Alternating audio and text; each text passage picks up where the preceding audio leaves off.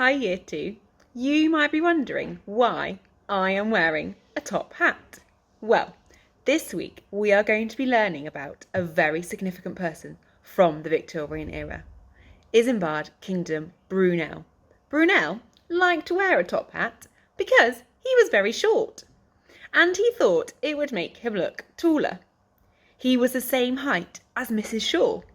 Today we are going to tell you a bit more about him and then take you on a tour of Brunel's Bristol. We are going to use this book to help us, and I'm going to read a couple of pages for you now. Born to be an engineer, Isambard Kingdom Brunel was born in 1806. His father was an engineer, and he decided Isambard should be an engineer too. This is him here.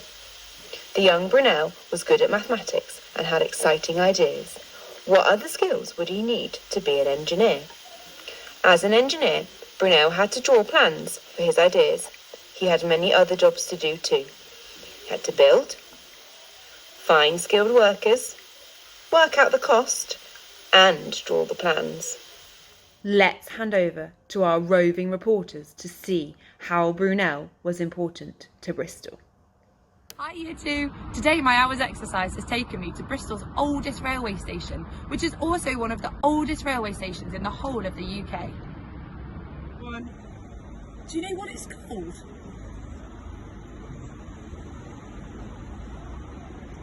Look behind you! Oh, Bristol Temple Meads!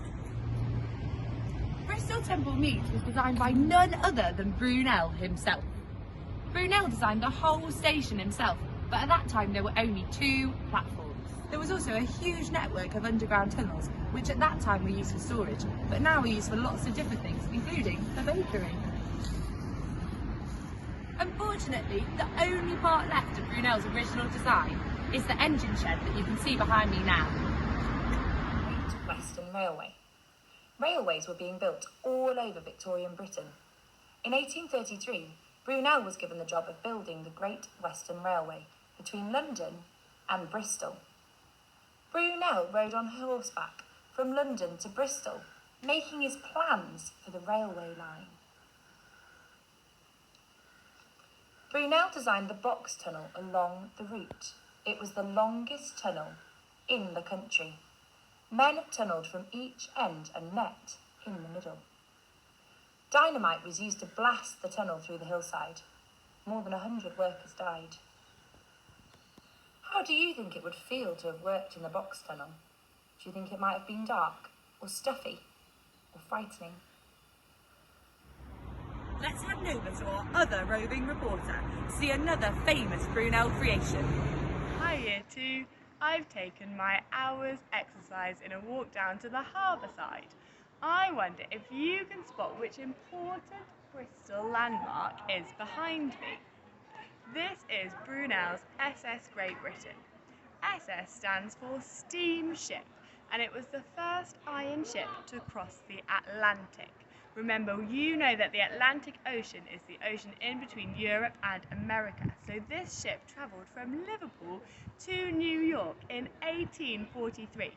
When it launched in 1843, it was called the best experiment since creation. It has travelled more than 1 million miles since the Victorian era. Now it's in dry dock, which means you can see underneath the ship as well as inside. Let's find out more. Brunel decided to build a ship to cross the Atlantic Ocean faster than ever before. Before Brunel's steamships, only sailing boats made long journeys. Steamships used coal as fuel.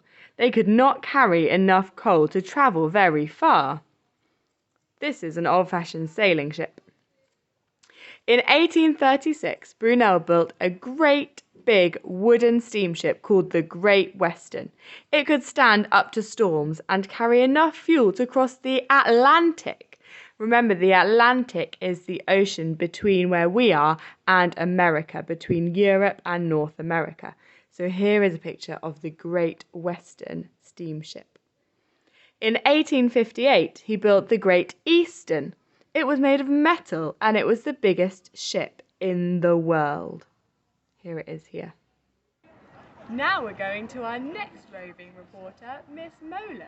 Where is she? Hi you two.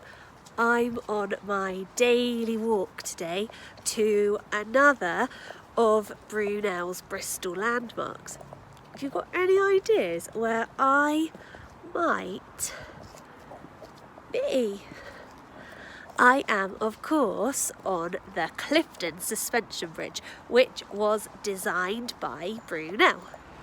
The bridge was one of the last things that Brunel built and designed before he died, and it was built to cross the Avon Gorge, which to that point before Brunel designed the bridge, they hadn't been able to cross. So we're going to cross it together now.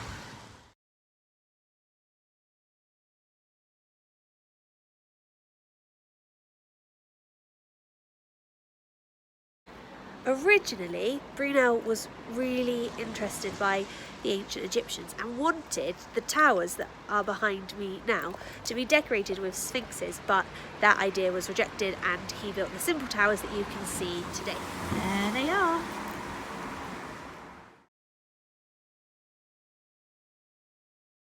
Look, this plaque at the end of the bridge says Isambard, Kingdom Brunel, and the dates that he was alive for. I wonder if there's any more information about the Clifton Suspension Bridge in our Brunel book. Brunel broke his leg working in the Thames Tunnel. While recovering in hospital, he won a competition to design a bridge over the River Avon at Bristol. Brunel designed a suspension bridge, the first of its kind. It was supported by towers each end and hung from cables in the middle. Brunel called the bridge "my first child, my darling." What do you think he meant? The towers on either side of the River Avon were built, but then the money ran out. The bridge was not finished until 1864, after Brunel died. Traffic has been crossing it ever since. Thank you for coming with me on my walk across the Avon Gorge on the Clifton Suspension Bridge. I'm going to hand you back to Mrs. Frappel. Back to you, Mrs. Frappel. Thanks, Miss Molan. This week you are going to learn the story of how the Clifton Suspension Bridge came to be built. See you tomorrow.